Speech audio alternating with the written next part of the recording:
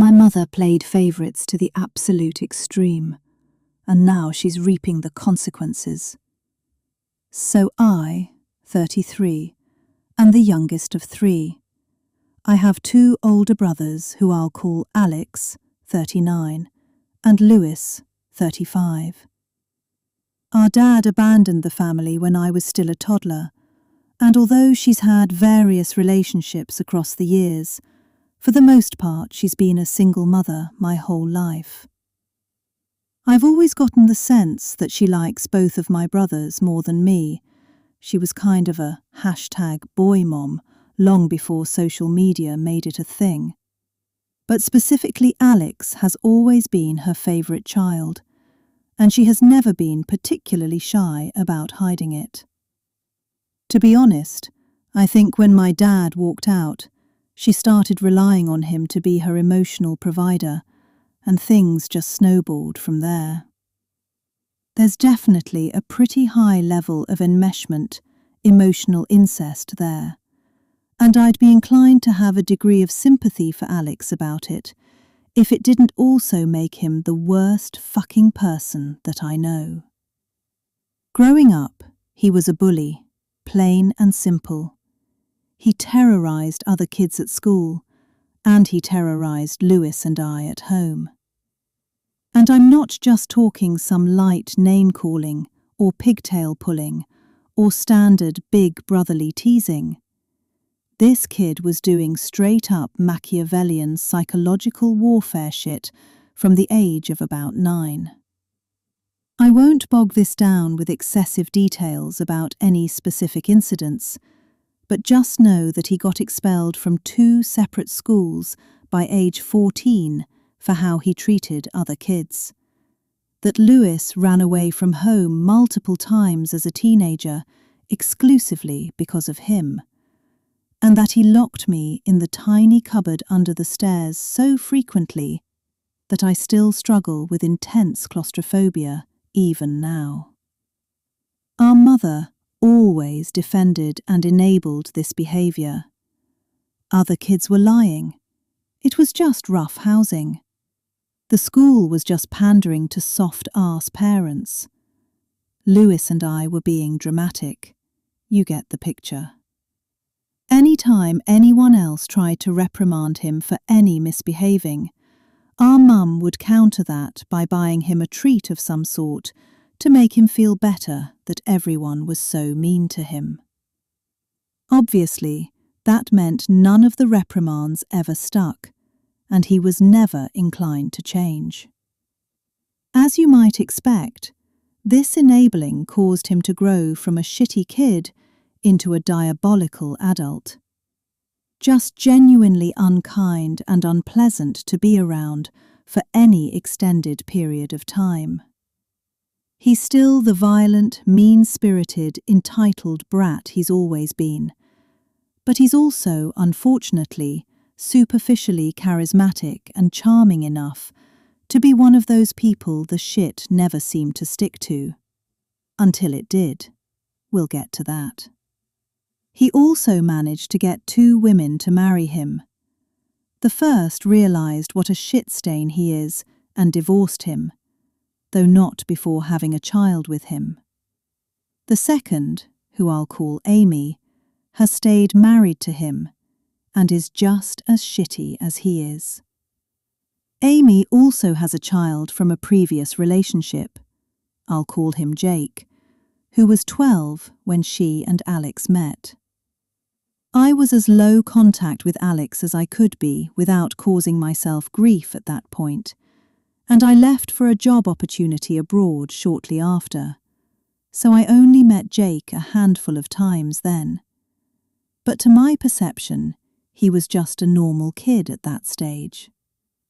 My work contract meant I lived in Canada for 3 years, and through my mother, I heard that Jake was a big issue for Alex. Apparently, the kid had all kinds of mental health problems, including anxiety, pathological lying, and an eating disorder, and that was so hard for poor Alex to have to live with. I kept my sympathies reserved for Jake, and took any information about Alex suffering as a result of his behavior with a hefty dose of skepticism. Turns out, I was right to do so. When my work contract ran out, my partner and I moved back to the UK. Jake was 15 by this point, and totally different to the kid I remembered. To be fully transparent, in hindsight, there were a lot of red flags I should have caught upon meeting him again, and my biggest regret will always be not intervening sooner. I'd been told by multiple people that Jake had anxiety and an eating disorder, so I suppose I chalked a lot of his behaviours up to those things. However, a few months after I got back, Alex and Amy went on a second honeymoon.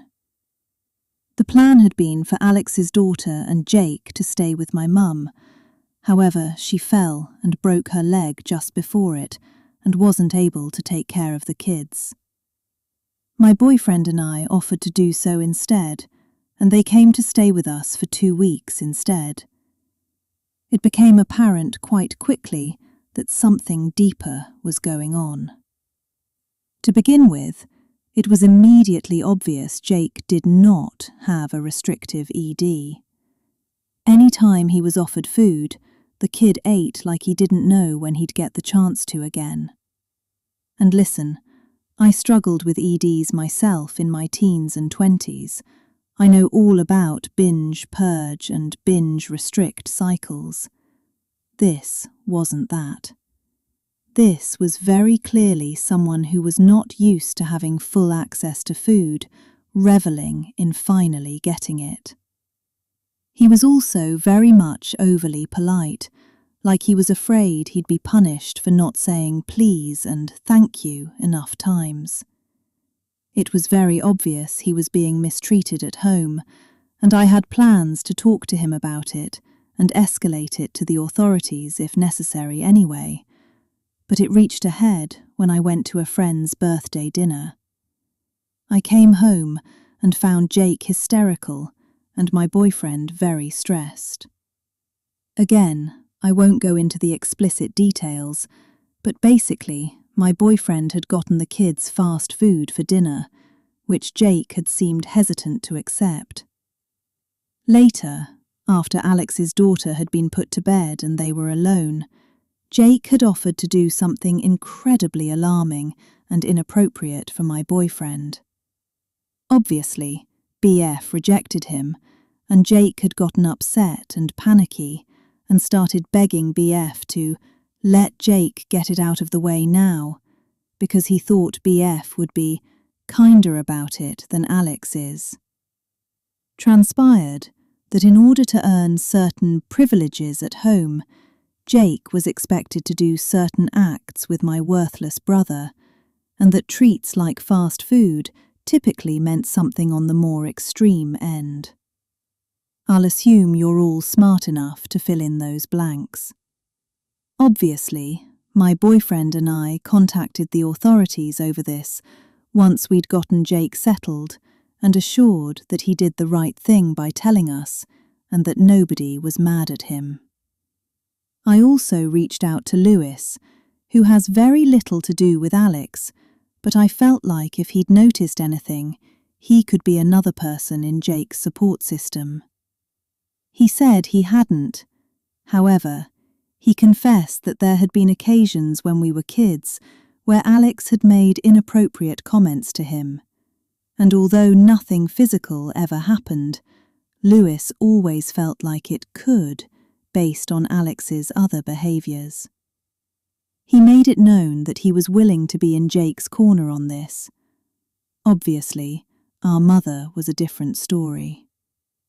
When Alex was arrested, Mum called me in a fit of rage and really tore a strip off of me for reporting him. She said that she'd told me Jake was a pathological liar, and she couldn't believe that I'd try to send my own brother down based on his word alone. When it was proven in court that Jake was telling the truth, and Alex was sent to prison, she admitted that something had happened, but insisted that Jake had instigated it, and was only exposing Alex because he was bitter he couldn't have him for himself, and tried framing Alex as the real victim. She went on a whole smear campaign against this poor kid on social media until the courts got involved and she got told she'd face legal repercussions if she didn't stop. To this day, she maintains Alex is the true victim and doesn't belong in prison, and that has been enough for both Lewis and I to finally drop her completely. This all happened 2 years ago. I have not willingly spoken to my mother since, and to be honest, my life has been better for it. Earlier this month, however, she tried reaching out to both Lewis and I. Essentially, Alex had been paying for her lifestyle all of his adult life. Since he's in prison, however, he hasn't been able to financially support her as he used to, and she's reached a point where she can't live as she used to. She's not about to become totally destitute or anything, but she's had to sell her fancy car and might have to downsize from her big house to something more modest. She also said doesn't really have anybody left in her life because, surprise, surprise, it turns out when you support your child abuser son and tell everyone his victim was actually asking for it and just got vindictive when he didn't get his way, people don't really want to hang out with you. She and Amy had had some dispute over money and are no longer on speaking terms. She's lonely and miserable and wants Lewis and I to help her with that, but I just can't bring myself to do it. It might sound terrible, but in my opinion, this is what she gets for 4 decades of raising and then defending a terrible, horrible person and enabling the suffering of his victims. Frankly, my only regret is not cutting her off sooner. And Lewis has said the exact same thing. Write your opinion in the comments, and I think that Mum in this story is wrong, as they say you are, squeezing what she sowed. And now to the next story. In my 30s and can't speak to women. I've tried everything and I cannot get to the point of dating. I'm 33 and for years I've been trying to improve myself. I still am. From running 3x a week, volunteering, creating grooming routines, dressing really well. I make decent money, being more social, etc. And nothing seems to be working. I'm still invisible to women. Like it's baffling how invisible I am. And while I don't work on myself to meet women, people always say don't focus on meeting women, work on yourself and they will come. Yet, in my case, they literally never do. I don't chase women or dates. I'm not desperate or anything. I have anxiety and low self-esteem, so I don't approach women at all. But so often people will assume I'm trying to force women to like me and being creepy or staring at them or hovering around them or something. And that's not the case. I barely interact with them at all. I'm the last person to try and force anything, as I assume no one wants me around anyway. LOL. I am kinda ugly, and again anxious, so it doesn't help matters. I've tried 5 different old for years, but I simply doesn't look good enough to get anything. I don't have delusional standards either. I would easily take a woman just as unattractive as I am. I'm 6'3", so that's something that should help me physically, but height is pretty moot when you're tall, lol. I've tried volunteering at an arts gallery and a claywork studio, and that hasn't led to much, even platonically. I've joined several meetup groups, but I'm too anxious to actually attend them. I'm just trying to get to the point where I can casually date and get more experience and comfortable around women. I'm not seeking the perfect women to come along and fix me or anything. I'm just trying to find someone with some compatibility to do things with. No matter what I do, I'm never able to approach them. No at bars, concerts, festivals, art shows, volunteering, not even for a platonic conversation, let alone anything more. At this point, I'm worried that nothing will ever change, and I'll just be forced to die alone.